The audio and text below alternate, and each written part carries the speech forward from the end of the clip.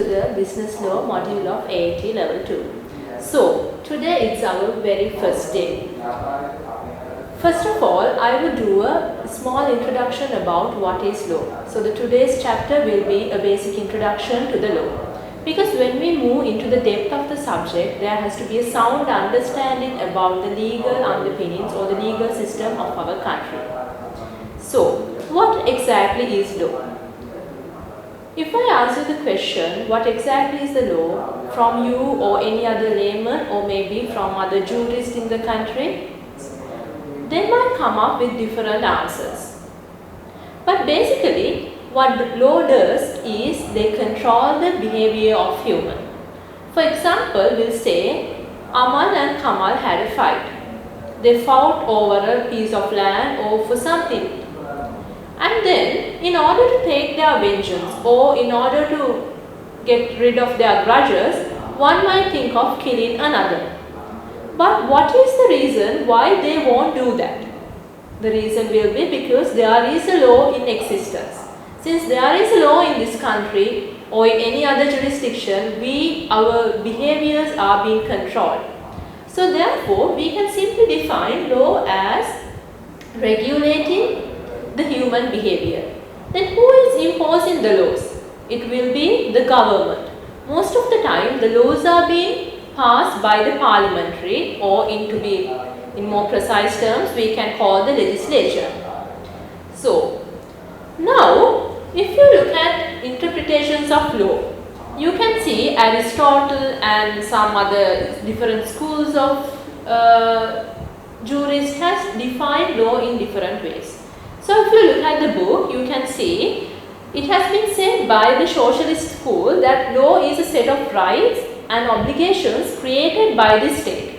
So, that is one definition that we can bring for law. And another definition which was presented by the socialist school is a set of rules which can be regulated for the administration and proper lifestyle of a society. So, that is another definition that we can come up with.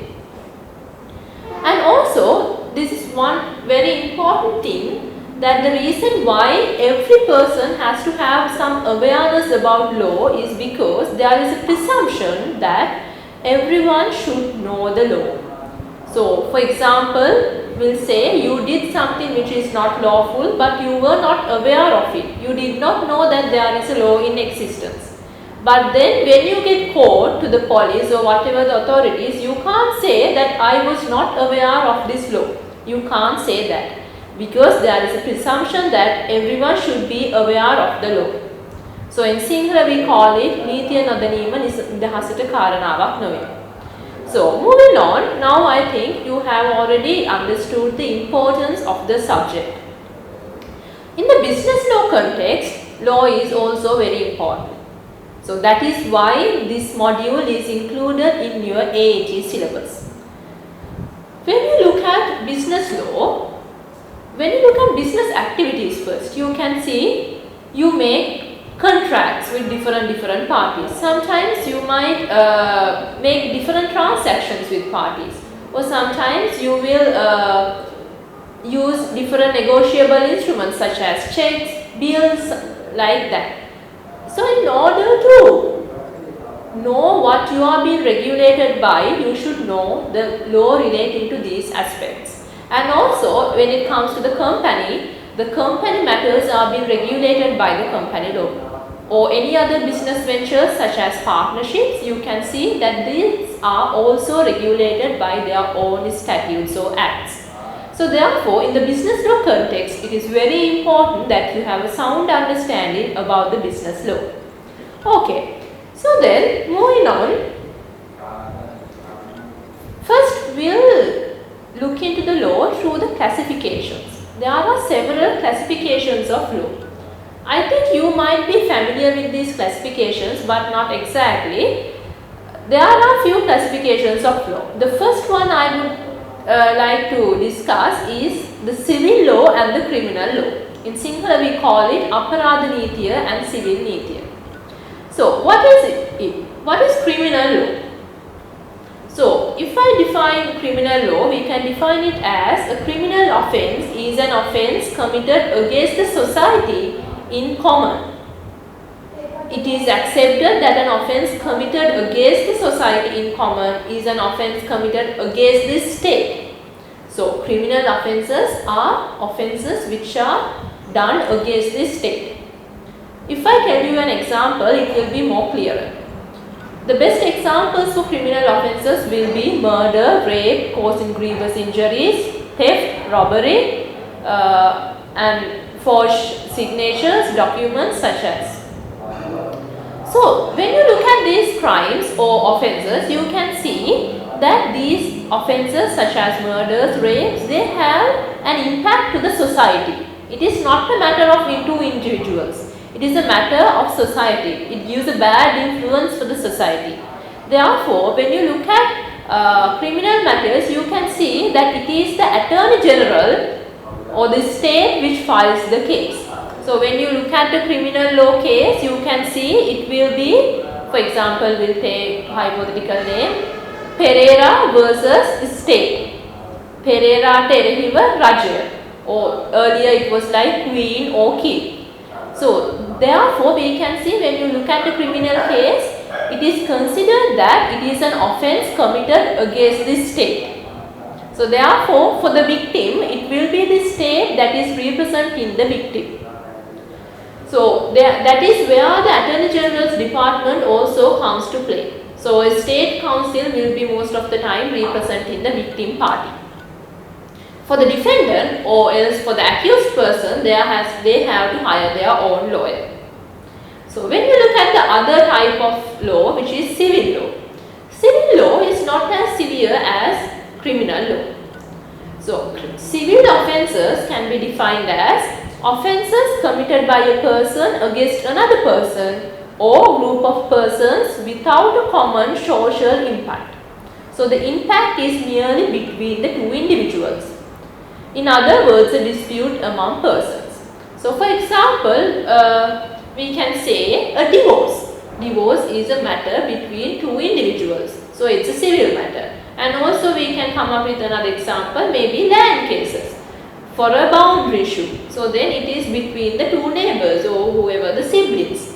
So, like that, the civil cases or the civil offences are not having any impact on the society, but it's rather having an impact on two individuals or two or three or number of individuals who are directly involved in the matter.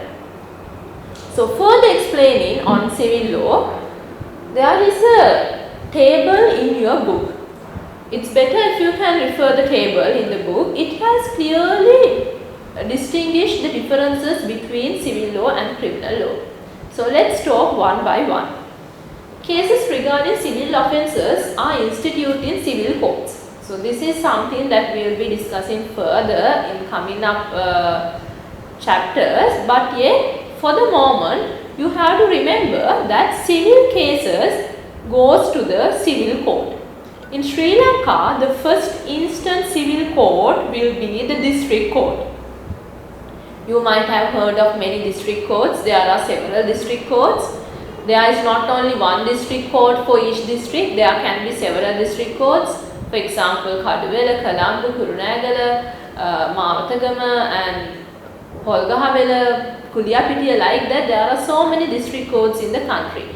So, the first instance, like if a civil matter occur, then you have to go and file your case in the district court. You can't straight away go to the Supreme Court or the Court of Appeal, but the first instant court that you have to file your case will be the district court in a civil matter. And then on the other hand, we have criminal law. Here, the cases regarding criminal offences are instituted in criminal courts. So, criminal courts, the first instant criminal court will be the magistrate court. This is a frequently questioned area, especially when it comes to MCQs. When you look at the past papers, you can see they have question about the first instance jurisdiction of civil cases and criminal cases very often. Then the second point in civil law is that the purpose of civil law is to indemnify the affected persons. So indemnify means if there has been a damage which is caused to the person, then that amount will be given, or it is most of the time it's a restitution or a giving compensation, or in more simple terms we can say in civil matters the remedy will be most of the time giving damages. Okay. On the other hand, criminal cases, in criminal law the purpose of criminal case is to penalize the criminal. Penalize means to give a punishment to the criminal. So when you look at the decisions given in the civil cases, you will never come across a case where the person is being imprisoned. In Sinhala we can say siragata karanne naha civil cases වලදී. But when it comes to criminal cases, most of the time there can be a fine, dadaya, and also there can be a term of imprisonment. Siragata karannat puluwan. So then that's another difference. Then the third point is, in civil cases or the civil law, the parties of civil case are the plaintiff and the defendant. So when you learn more about law, you will realize that there are legal terms. So the legal terms that we used in the civil case for the one who brings the claim is the claimant or the plaintiff. And the person who is being accused of the civil wrong is known as the defendant, which means that party is defending himself. On the other hand, in criminal matters, the parties of criminal cases are prosecution and the defense. So the victim party is known as the prosecution that prosecutes the case, and the one who defends is known as the defender. Okay. So moving on, the fourth difference is that a civil case is filed by the prejudiced party. This is something I earlier also mentioned. Civil cases will be filed by the prejudiced party, which means if I get into a land dispute with my neighbor, if I want to file an action, I myself will have to find a lawyer and file action in the district court. But if it is a criminal case, if I am the victim, if I have been grievously hurt by someone, or if I have been robbed by someone, it will not be me who filed action, it will be the government which files the actions by the Attorney General.